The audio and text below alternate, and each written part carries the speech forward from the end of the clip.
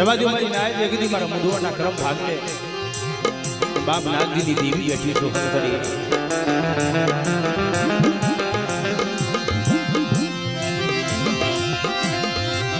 અરે બાપ નાગજીની રોયા પડી